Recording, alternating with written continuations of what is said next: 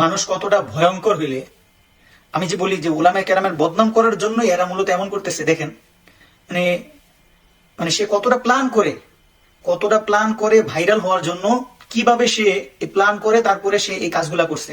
সে নিজের ভাইরাল করার জন্য দেখেন সে কি ভয়েস দিছে, তার ভয়েসটা শুনেন যে কতটা ফাজিলের ফাজিল, কতটা অমানুষ হইলে উলামায়ে কেরামের বদনাম করার জন্য সে এই কাজটা করতে পারছে। ভাই শোনেন, আপনার কাছে গেছিলাম, আপনি না করছেন, ফোন দিয়েছেন অনেক পরে ভাই।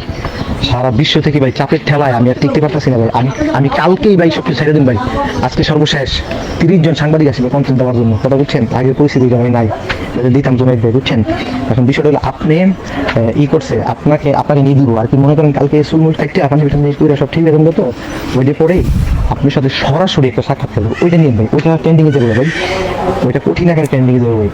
যেই পরিস্থিতি চলতেছে ভাই, কঠিন আকারে ট্রেন্ডিং, বুঝছেন?